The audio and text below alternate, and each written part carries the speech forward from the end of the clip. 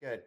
All right. Hold you. And we've got John backstage here. So we'll it says kick him out from the studio, ban him from the studio. Oh, there's add to the studio. I So couldn't find that we button. can ban him from the studio?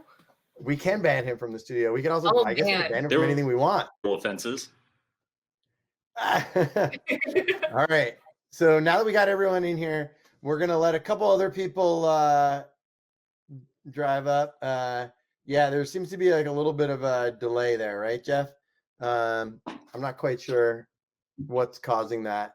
I think it's on Facebook's end here. We'll see. Hopefully it cleans up a little bit, and we're able to get through and get everything working here. So basically what we're going to do is we're going to run through some information, go through a really quick like slide, information on what to do. All right, good. Thanks, Jeff. And how to use some of the information you're going to gather from your wearable device.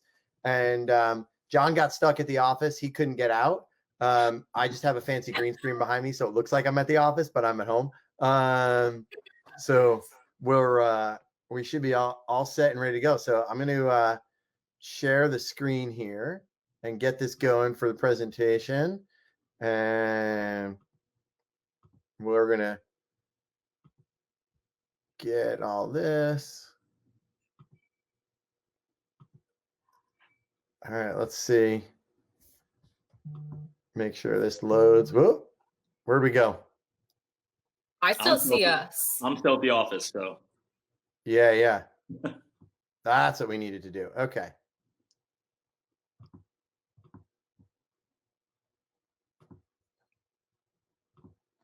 Perfect. There we go. All right. Now we got the screen up there. We got everything showing, and we're good to go. So basically what we're going to talk about is, these smart devices and all these different fitness devices. They have so much power. They can do so much stuff. And we want to sort of bring everybody through a little bit of a walkthrough to just get a good idea of what you guys can do with all that data on your own and how we can help you out with going through some of that as well. So if there are specific things that you guys want to hear us talk about, or we go through anything too fast and you want to know more information, then definitely pop something in the comments. I'm going to try and keep an eye on them. So if I look like I'm looking off to the side, that's why. And we'll dive in and get going with everything. So we're going to jump in here real quick. I'm going to make sure the slides change. Good. So basically, we are able to capture so much data with all of these different devices that it can be daunting at times to go through them and figure out what we should be doing with everything and what to make of it. So our goal for today is just to try and demystify some of that for everybody so that it becomes a little bit easier to know what we're working with and what we want to do. So we're going to jump ahead here. All right. So we'll go through all the different makers and all the different things, and we'll run through all the different apps in a little bit and make sure that we talk about the differences, the pluses, the minuses of all of them, and why sometimes you need more than one. You always need more than one. All right, go for it. Who wants to take the first one? I'll go for it. So basically, when we look at these devices, there's so many different things that gets thrown at us. We can scroll for days in regards to the data. We can look at all of these things, but really, I think the big thing is that a lot of us don't understand what it means. And you know what? Even for myself, when I first started kind of looking at it, it became overwhelming and it was daunting. But as you go through it and it's described to you, you can really start to just understand it all. So there are different things that these devices can measure, and they can kind of tell us about not only our health, but kind of our fitness, our training schedules, and stuff like that. So this is just a general list. We can look at stress. We can look at heart rate, steps, sleep, respiratory rate, oxygen, and, just recovery and more. And that's the big thing, more. And then kind of putting it all together and understanding how it really works. I think that's where it becomes really important.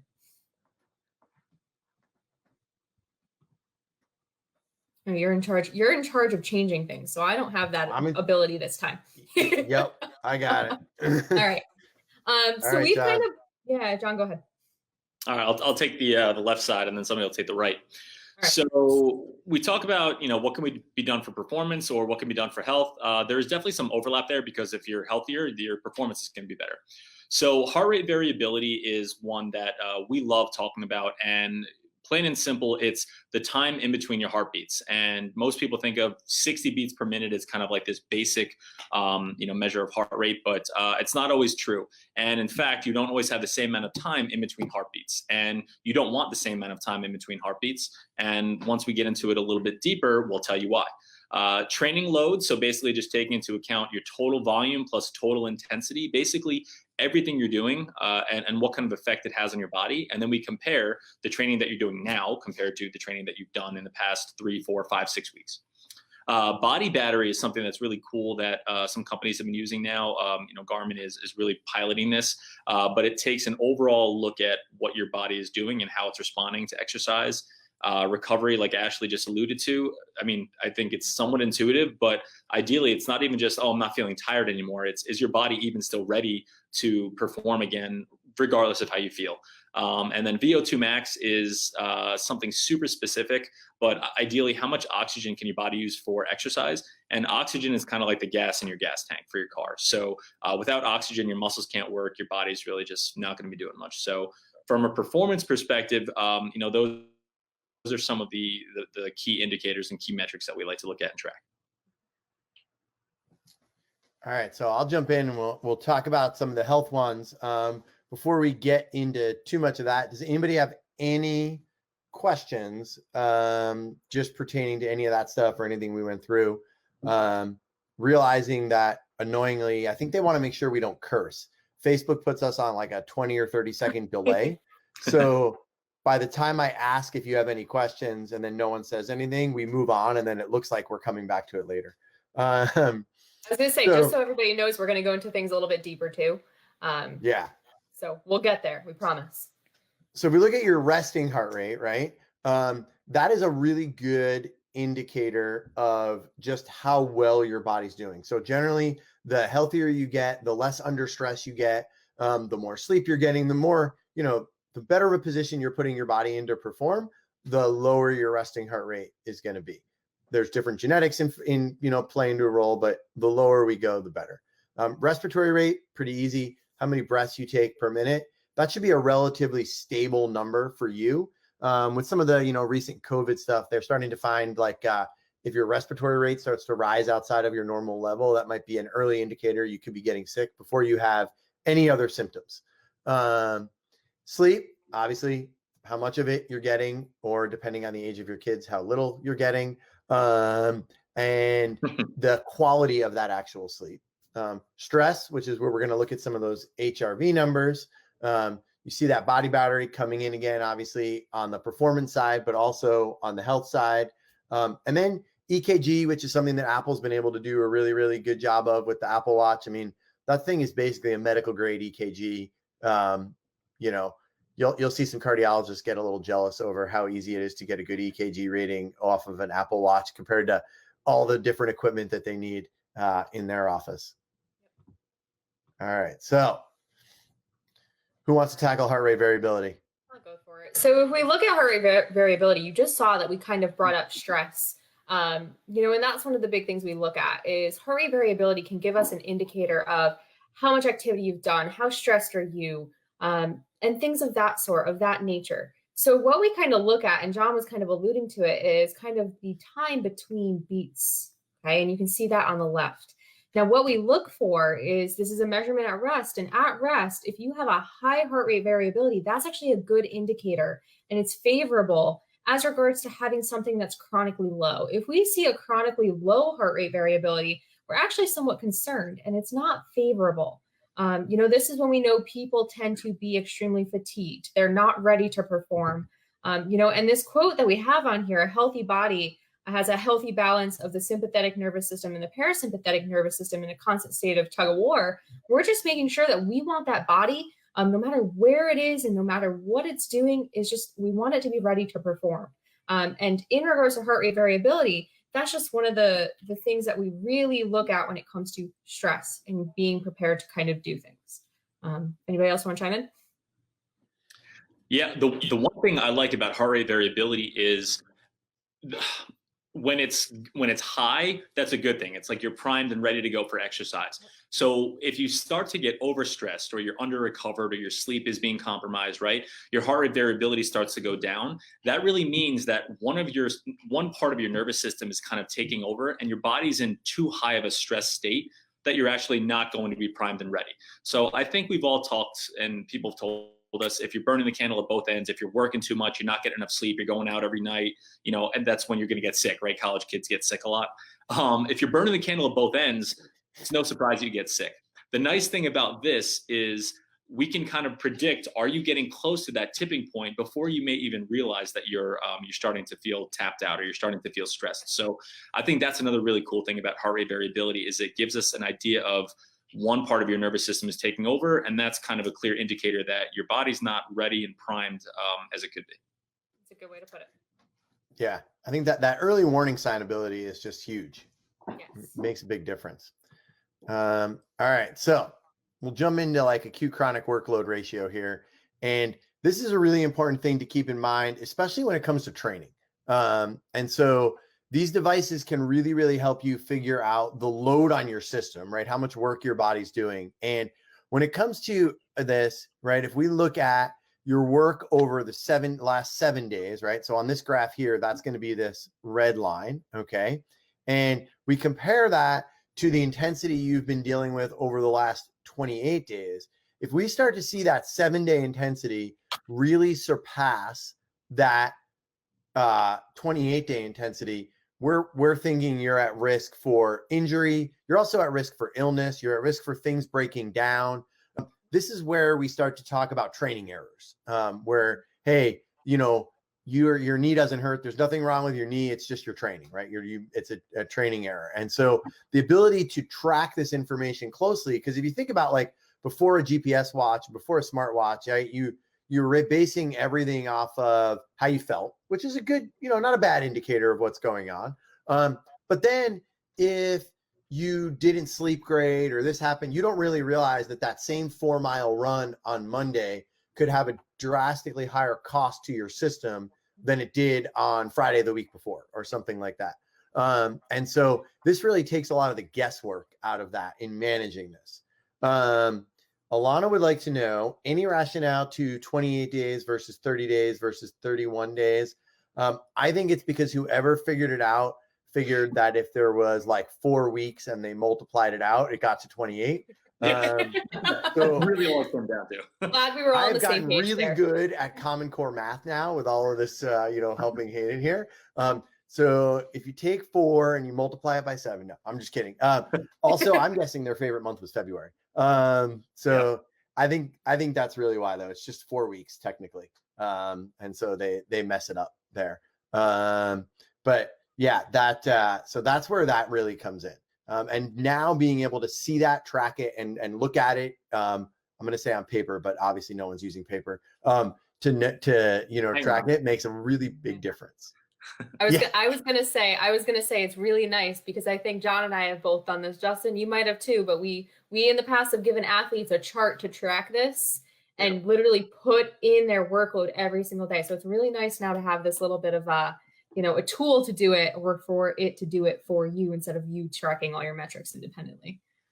Exactly. Justin made a very good point where he said this is a great way to track training errors, because unless you have a traumatic injury, like you slip and fall, or if you're an athlete and somebody hits you from the side, if you're a field sport, most injuries are training related injuries. And a lot of people say, I don't know why this happened. I was feeling great. I've never had an injury before. And then it takes us a long time to kind of get into their training history to find out, okay, that's where it was. So training related injuries, this is, really years in the making for, people like us to be really pleased. Exactly. I would just like credit for holding back my soccer joke about being hit from the side or anything like that. I'm gonna keep that one inside for later. It's still 2v1 here, Justin. Yep. All right, body battery. Go for it, John. All right. So body battery. As we talked about in the first slide, it's kind of a measure of everything. So your body battery is a collective input of like your recovery, your sleep, how much stress you've had on your body, your type of workouts, and the intensity of the workouts. And what the body battery does is it banks your recovery, and it also deducts points for how much intensity you've done. And so the higher your number gets, the more charged and the more ready your body is for activity, the better state you're going to be in, and the less risk of injury you're going to be in, and the less risk of illness that you're going to be succumbing to. And I feel like ideally, if this were a non-COVID year, we would talk more about just your injuries, but it's COVID, and there are some programs that have been able to track illnesses and when you're going to get sick. And so the body battery is a really good metric to kind of just gauge you're at risk of either an injury or an illness, because it does come to break down. Everything can break down, whether it's your muscles, your tendons, your joints, or whether it's your immune system too. If you're stressed, you're stressed. Your body doesn't really care about the difference. So the body battery is great if you have this feature on your watch. I know certain, or not just watch, but your device. And I know certain devices will have them, and you can kind of track it from day to day. And the better recovered you are, the better sleep you have and quality of sleep you're recovering from your exercises. It'll tell you, do you have points deducted or do you have kind of points attributed? And I kind of look at it as a gas tank. And the more full your tank is, the better off you're going to be. You guys. I think if you look at this often, you're going to realize like certain things really do affect it. If you even have like a glass or two of wine, like you're going to realize possibly the next day your body battery is not going to be the same, because we know kind of how alcohol affects the system, but also you're not going to get necessarily as much sleep. It's really interesting to track this metric, and I've done it myself. And I look at other people's data regularly, and it's one of the ones that's like, wow, like, okay, I'm definitely under recovered, or I didn't get enough sleep. And for me, typically it has to do with, we only have one watch charger in the house. So. Huh. All right. Buy another watch and it solves that problem. I already did that. Justin, you know what? Not that Justin, not the Justin that's on the screen right now. The other Justin loses watch chargers like crazy. So, all right, we're on to sleep and recovery. So we all know how important sleep is. We've done talks solely on sleep before. Whether you've been there or not, you're going to realize sleep is one of the most important things we could probably talk about, because it's when our body recovers. And it's a great time for our body to just kind of tone it down a little bit. So when we're looking at sleep, I'm going to jump in really quick, only because Cynthia asked a question and now it popped up and it was about the body battery. So I figured I would jump in there. So basically she was asking about how to get it to recharge a little faster. So yeah, I saw you see your alcohol, right? So alcohol, also, if you're just under stress, if you're under physical stress and you're, that's going to change it. So if you're worried, if you're not sleeping well, and we'll go into in a little while, like how to tell that. But the other thing is, like, if you're looking for tricks to get your battery to recharge faster, my big thing is to slow down before you go to sleep at night. So before you go to bed, make sure that you are like lights off, read a book, like calm down. You can't go from here and then lay down in bed. You've got to slowly let your body kind of come down, and then you will get a deep, restful sleep. And so that's the biggest thing to get your body battery back. I think we've often talked about, toning it down like Justin just talked about. And, even like for myself, I'll go right before bed, throw on like a meditation app and do that to help me really tone down. And then next day, typically my body battery is pretty good. So what we're looking at when it comes to sleep is the total hours versus the quality hours of sleep. So quality hours should be 40% of the total hours. When we look at that in depth, you can look at, when we look at the screen, and we'll share it in a little bit, you can look at the different types of sleep. We have REM, we have deep, light, etc. So in regards to quality, we're looking at 40%. If we look at quality, if I remember correctly, it's REM and deep sleep combined. Yeah. Recommended, we really typically look at recommended 7 to 8 hours of sleep per night. We all know this. But depending on your training intensity, you may need more. Training intensity and load. Sometimes for people who are doing a lot of training, we say, hey, you know what? Really, you should be getting about 10 hours of sleep a night. And we often know it's unrealistic, but you need to make it a goal. Do we want to just jump into recovery too? Oh, sorry. Did I miss one? It's okay. No, I don't think I can go backwards. So, I can. Okay. Right. So when it comes to recovery, just random, we all see the recovery numbers on our Garmin's if they pop up. I think Justin alluded to this last time. We're not always too worried about this. We'll explain it in a little bit, but basically the recovery analyzes these types of things. Just because it says that you need 36 hours of recovery doesn't mean that you can't still do activity. And that's one thing to really note. It doesn't mean that you still can't do something. We just don't necessarily want you going out and always doing a significantly intense workout. That's really what we're looking at a little bit more there. All right, so VO2 max, we're not going to spend too much time on this. Basically, you're looking at the maximum amount of oxygen your body can consume during intense exercise. And it's a good overall measurement of your aerobic fitness. And it's a great way to tell how good a conditioning you're really in.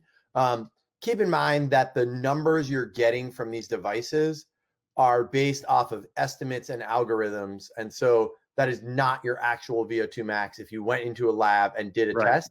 And basically, I could show you on mine. I mean, I've been running with a couple different watches recently, and one's got me in the 50s, one's got me in the 40s. And so one thing you'll see is people will get hung up on, I ran with so-and-so and theirs is 50 and mine says 40. And what do I have to do to get up there? And basically use your own number as a relative scale of how you're doing, but don't pay attention to your number versus somebody else's number, because it's based off of a complicated algorithm that makes it unreliable when we start going from human to human. So that's, I think, the big thing there is don't get hung up on what somebody else's number looks like. We can sort of jump through here, right? So resting heart rate, we're looking at the heartbeats per minute, and we're looking for the lowest number, right, while you're like sleeping at night. And so the benefit of having the watch on or the device on 24 hours a day, 7 days a week, is that it will take this number constantly and then it will report that lowest number to you. Before these devices, if you wanted your resting heart rate, you wanted to know what kind of shape you were in, basically you had to wake up in the morning and like take your pulse and get a number, which is fine, except for the fact that like as soon as you wake up, you're usually a little startled and it's gonna jump a little bit. So you're gonna be off by a little. Whereas now you can actually get it when you're in that deepest part of your sleep. You're also able to tell, we could jump into this a little bit too, when during your sleep cycle, your resting heart rate occurs. And the sooner after you fall asleep that we could see your heart rate dip down to that lowest number, then the more efficient your sleep is going to be, because you're going to be in that resting state all night. And so that's also something you could say, hey, turns out when I watch TV before bed, my resting heart rate lowers later. Or, which is why this has such an effect on your body battery, when I drink alcohol before bed, my resting heart rate lowers later. And so then I don't recover as well. So that's something that's really good to keep track of. And then respiratory rate, just, obviously amount of breaths per minute. Basically for this, you're just looking for it to stay relatively constant. Should be very few changes in that number. All right, John, you want to talk about pulse ox? Yeah, pulse ox don't get it confused with the VO2 max, right? Your VO2 max is how much oxygen you'll consume during exercise and the max amount your body can use. Pulse oximetry is basically a measure of how much blood there is, how much oxygen there is in your bloodstream. So it's a saturation, the amount of blood in your bloodstream, how much is getting from your lungs into your blood. So, normal range is anywhere from 95% and up. We really only get concerned if people start to dip below that. And again, there's a complicated amount of algorithms that go into this. And this is one of the new sensors that some of these devices have put on. But it should stay relatively constant no matter the temperature of day out, how much you're sweating, the altitude, if you're running at altitude in the mountains or wherever it is, like, or sea level, like this should stay constant. And there's really not much more to say about this, I think, right, guys? It's only a metric of, if it dips below this, then we should probably look at something. Very good. All right, go for it, Ashley. All right, so one of the other ones that we see often is kind of the stress level. And when we look at the stress level, we talked a little bit about heart rate variability, and there's a lot of other things that go into it, the algorithms behind it and stuff like that. But just so you guys have a little bit of knowledge behind the stress level on the watch, 0 to 25 is considered a resting state. 26 to 50 is a low stress state. 51 to 75 is a medium stress state. And then 76 to 100 is a high stress state. So really, if you're seeing that upwards of that medium to high more often, you have to figure out a way to get you guys to calm down. We don't want the body to be under that much stress all of the time. And you know what, even if you are necessarily, say, training, we don't necessarily want the body to be at a 51 to 75 or 76 to 100, depending on what you're doing. Typically, especially if we're in that kind of lower zones where we're training, that kind of continuous zone, we're definitely not looking for that high. All right. And then, all right. So this is the last thing. We'll sort of talk about this really quick. This is basically the system that we use, where we can put people in and then we can track and monitor your data for you. And so figured this would be a really, really good snapshot to see what it looks like on our end when we're talking to you about these things when you're either in the clinic or we're going back and forth. So basically we're looking up here, we're going to look at this acute chronic workload ratio. We can obviously get an idea of your average steps. So this is basically a week's worth of data. And so it's your average for a week, and then it's compared to last week. So, average amount of hours of sleep, resting heart rate. This is my data, so I'm not positive though. And then, sleep. And so this is where we can kind of look at that, quality sleep versus total sleep. And are we getting that, 40%? And then this is just the overall stress on your system from all sorts of different things. So we're going to end out of this guy here, and I'm going to stop sharing that screen, and we'll just sort of pause for a second and see if anybody has any questions about any of that stuff, anything that we didn't go over enough or that you want us to go over more of. And then what I'm going to do is run through a nice little look at some of the different things that we can see from some of the different apps. John, you have anything to add while we wait and see if anybody has any questions? No, I think the good thing about all this is, it seems like, oh, they track stress, oh, they track recovery, oh, they can track your, total ratio. It's really about having multiple data points. And that's the best part about these devices. It's not just, oh, you got to sit there and take your pulse and try that. It gives a good snapshot of everything, and it's rather than just being a single data point and one thing's off the chart. It really gives us a look at everything, and it kind of ties everything together. Thankfully, there are people much smarter than me doing that. I'm not going to speak for Justin and Ashley, but they're a lot smarter. One of those people that's much smarter than you has asked a question, and that would be Vanessa. Would like to know if there is a correlation between your significant other's snoring and your own quality of sleep. Asking for a friend. I'll let you handle that one. I don't know. I would say, the best thing you can do to combat that is have a place that has multiple different bedrooms. Yeah. Okay. Alana wanted to know if quality hours are key. How do we improve our deep and REM sleep? And so basically, Alana, the improvement of the deep and REM sleep will come from one, limiting alcohol before bed, and those strategies that help you calm down earlier, so that you figure out what works for you. So one of them is, making sure that you're not, running around like crazy and then jumping into bed right away. The other is usually limiting electronic devices and not eating really close to going to bed. Makes a difference too. And so those are the couple key things there. And then, right. So it might not necessarily be about getting more hours, but it might be about getting more of the quality hours and getting more out of the time when you are sleeping. And so that's where that can be really helpful. The one thing I like about what Whoop did was, they make you fill out a bunch of questions as far as what did you do last night? Did you look at your phone in bed? Did you do all this? They have a whole checklist of things to do.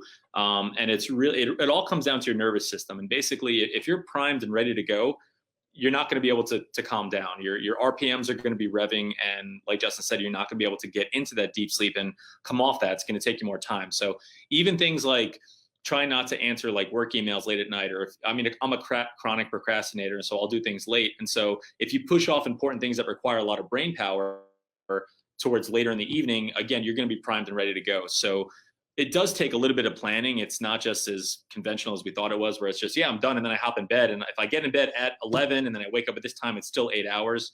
You have to account for it. Is your body even going to be able to come down from there? So everything that you can do that requires a lot of like brain activity, or stress, even thinking about things, those are all ways that we don't think about, but they'll affect the quality of sleep. That's coming from John. Yeah. Praising Whoop, who's like a Whoop dropout. So what we can do here is, so we'll take a look at some of the different data you can collect in Garmin. And then we'll go through, I'm going to show you a little bit of the difference between the way Garmin presents it, the way other people present it, and sort of how you might want to find it. So the first thing is, right, if you look here, you're going to see your training status. And basically, this is where Garmin's trying to do that whole acute chronic workload ratio for you. The issue here is that they use terms that sort of make you seem like, get really annoyed at yourself. You're either like productive or unproductive or recovering, or people pay too much attention to the actual wording. And the reasoning is because if you go into the load here, right, they're trying to figure out what kind of a load you need in order to hit their metrics for productive. Okay. However, if you go up on top and you click on that exercise load thing, okay, and then you click on the 7-day load, all right, they've pretty much calculated for the most part where this acute chronic workload ratio lives for you. And so if you start to get your little white dots too high above that green thing, okay, then you're pushing out. And this is what you really want to pay attention to.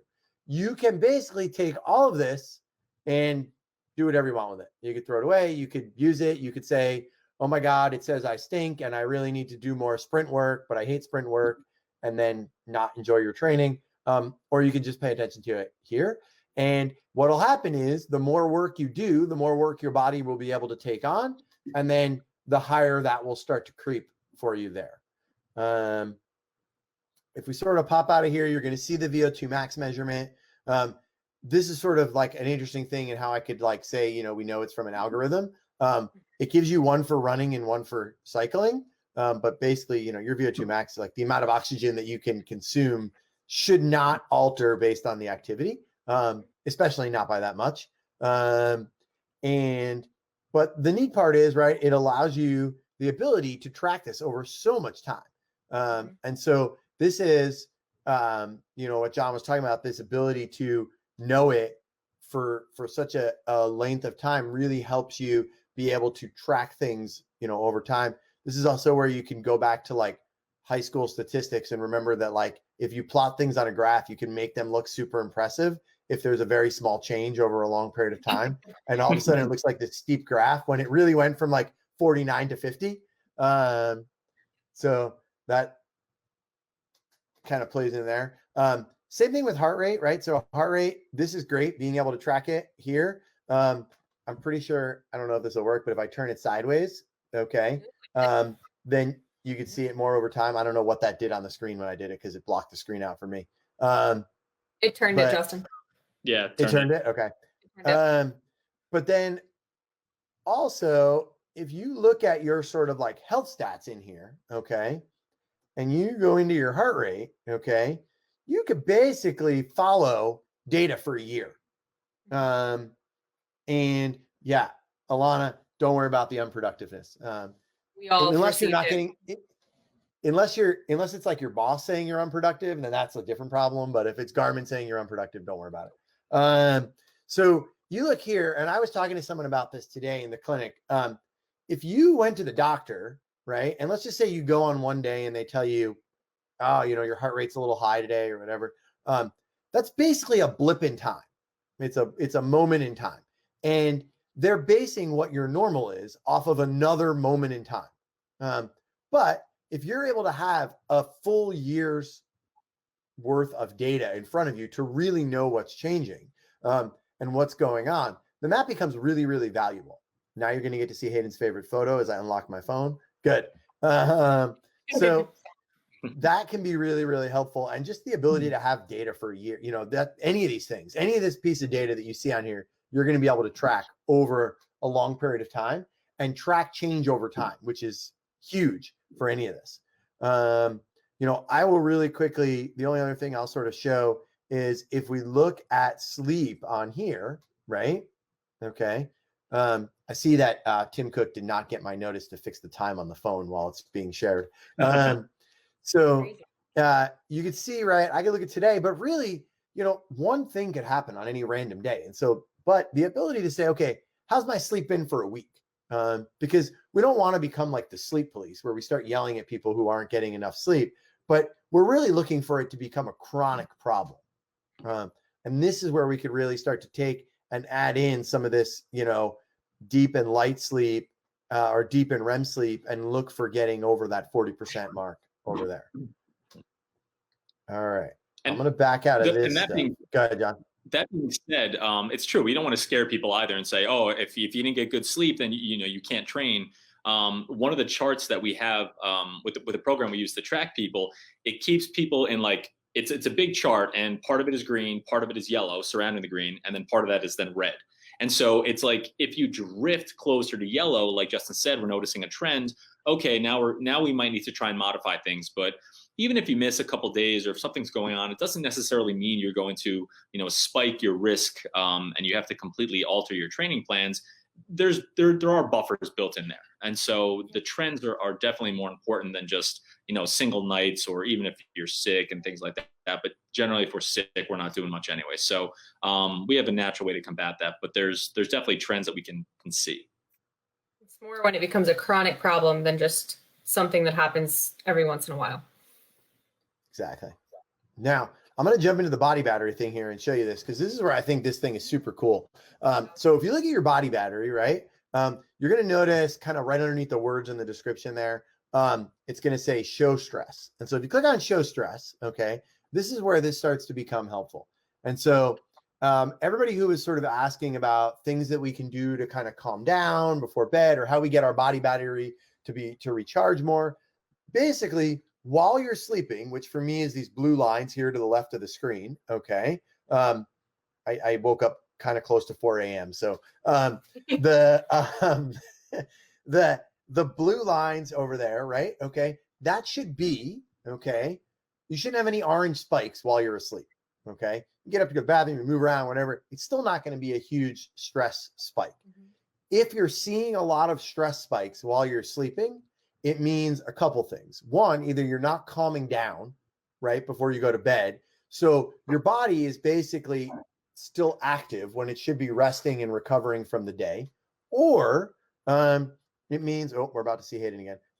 Or it means that you're in distress. And so this is where we say like you might be sick or there might be something going on. You might be sick because we're looking right here and you should be resting and sleeping and none of those things were going on, but your body was actively fighting something. Your immune system was going while you were sleeping. And that's what's creating that issue as you're going. And so that's what's really, really helpful. And, you can go back. And so if you look at like a full day's worth of data, it can be a little bit better. And so you see here, right? Like I didn't get such a great night's sleep that night. But because of that, I made sure in the middle of the day that I took some time to recover. And so you'll see my battery start to recharge a little bit throughout the day. And you could see I didn't get such a restful night's sleep. And I've got some of those random orange spikes in there while I was sleeping.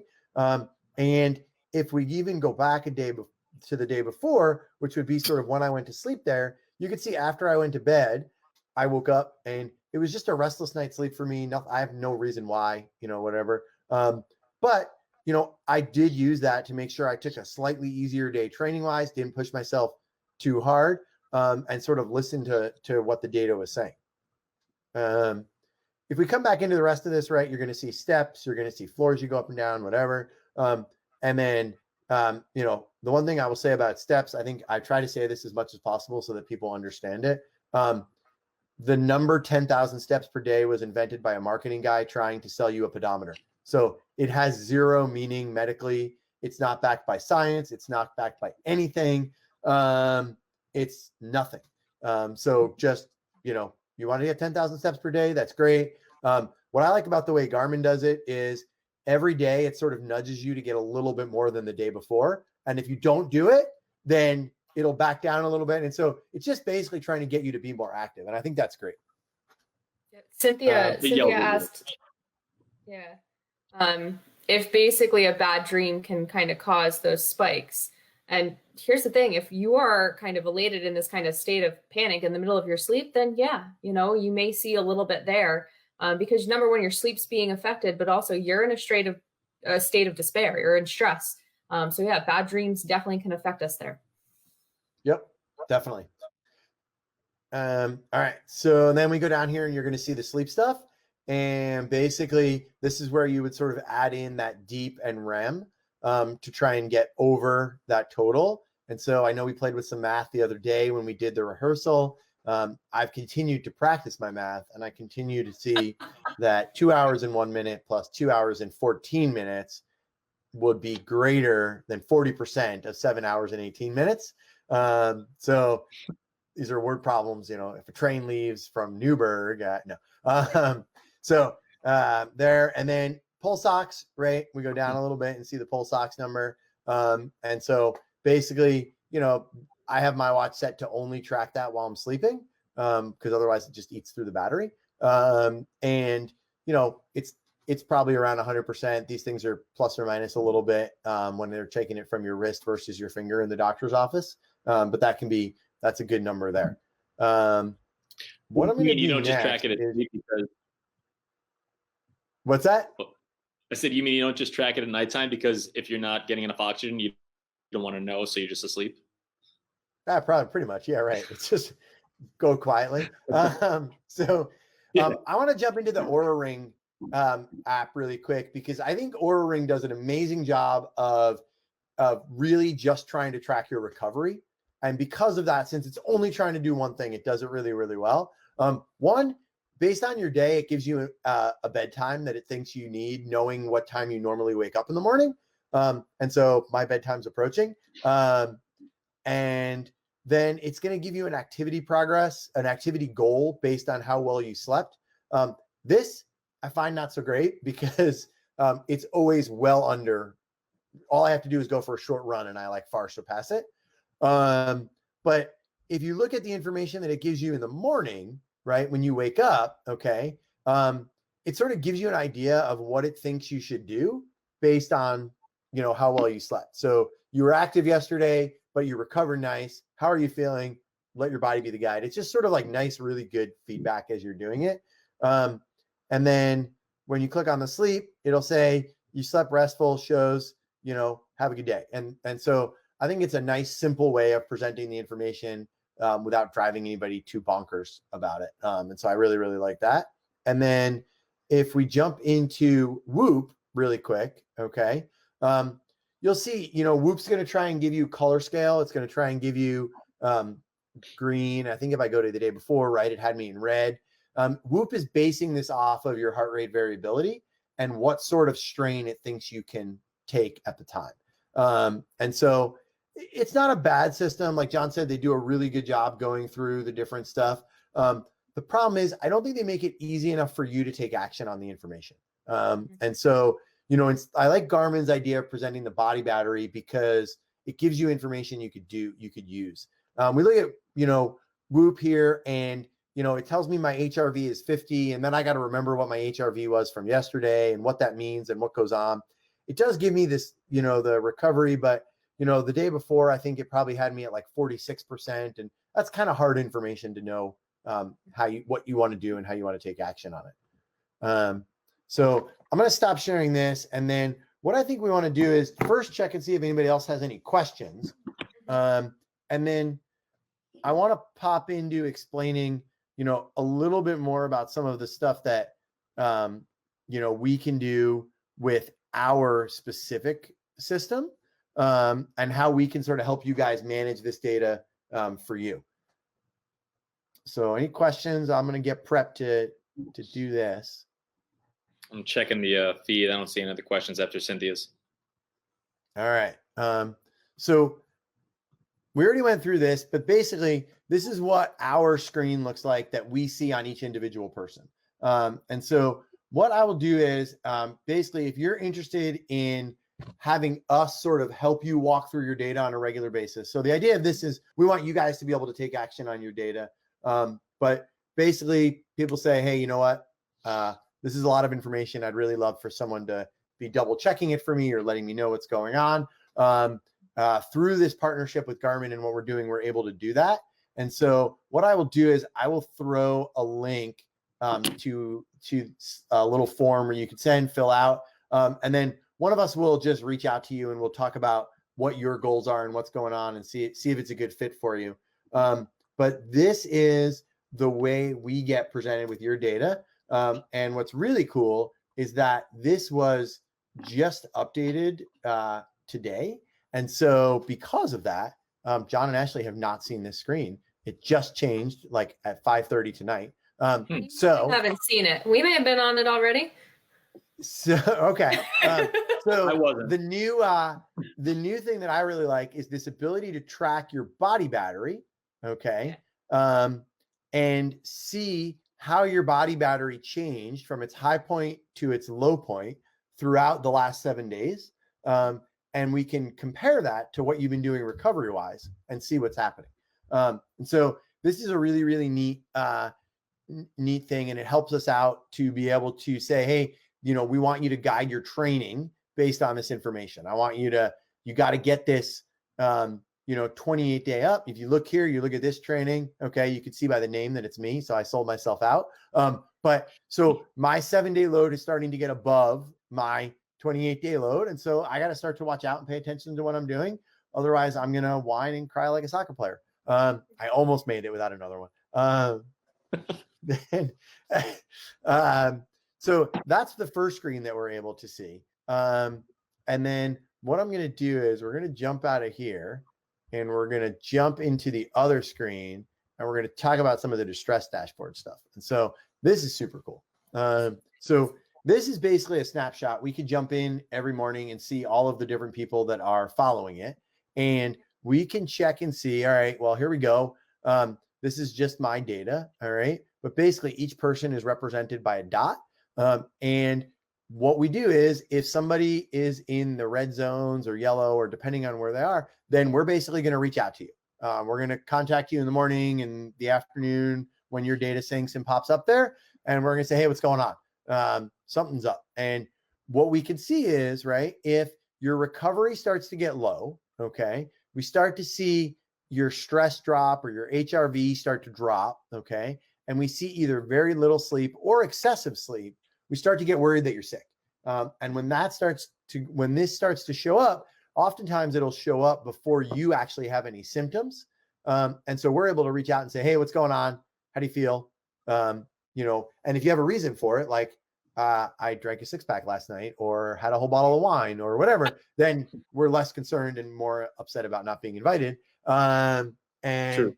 But we have an answer for it, and that's totally okay. And so we sort of go through it that way. But this becomes a really good way for us to quickly check in on everybody in between appointments or visits, or whether you're coming in or not, and know how everyone's doing and what's going on. And then we can use that to know and reach out to you and sort of let you know, like, hey, there's something not showing up good here. We just want to chat about it and make sure we have a reason why. I mean, it's been really interesting what we've been able to kind of catch and kind of look at with the data, illness, even just distress signals, otherwise as well. So it's really, really definitely an interesting system to kind of just be a part of, but also, have at your fingertips to use. Yeah. And I like, one of the best things about this is it does the work for you. Your watch gets all the data for you. You don't really have to, or your device, I should say. And then it color codes it. I mean, it doesn't get much easier than that. Yeah. Yeah. So, anybody have any questions before we sort of sign off? We're kind of like almost approaching an hour long here. Alana said, it's like we have a crystal ball. It is sort of like we have a crystal ball, but no one gave Definitely us a is. crystal ball. Yeah. Any I think specifics it's about a good any of point. the variables too? Like that's one thing. If not necessarily like having someone monitor you, or there's specific questions you have, whether it's heart rate. I think one thing we didn't talk about was heart rate recovery a little bit. So stuff like that. Anything specific, we're also here to answer. So just remember that. Yeah. And Justin, you know, we're gonna leave this. Good. I was gonna say, Justin, Ashley, what's your favorite thing tracking with these things? Your favorite metric to track? I have really, really started to like the body battery feature. Yeah. Body battery and sleep. Yeah. I'm pretty big on like it's annoying and helpful at the same time. I'm pretty big on like waking up and seeing how I did. Like I want to like it's almost like back to like grad school days of like, you know, I can't wait to get my grade. Like, how did I do on my test? But it's also a little bit annoying because you can't do anything about it at that point. Like you know, you woke up, you're done, like it's over, and you're like, all right, I got to do better tomorrow night. But that's like, you know, hours away. So, but for me, sleep is a big one. Yeah, I like the sleep. What about you?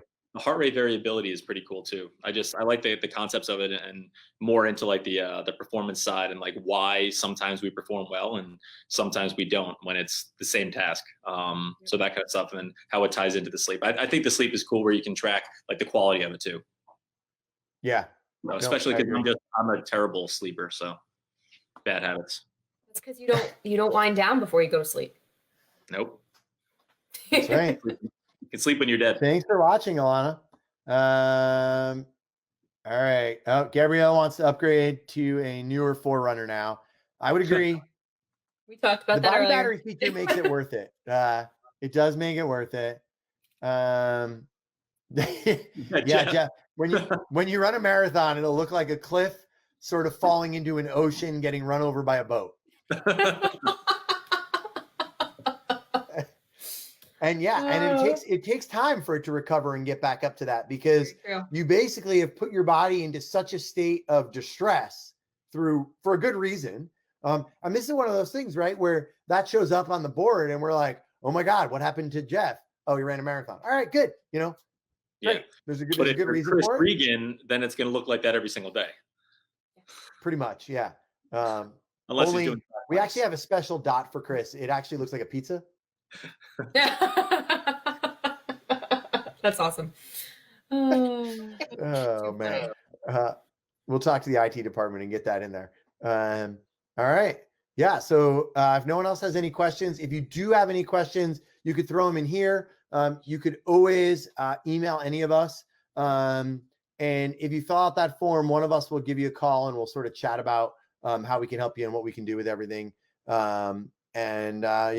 Any questions, you know where to find us. Our email is our first name at feldmanphysicaltherapy.com. So you could email any one of us that way, or all three at the same time. One of us will get back. Exactly. It'll be a time crunch. All right. All right. Have a great night, guys. Enjoy. Thanks, everyone. Good night, everyone.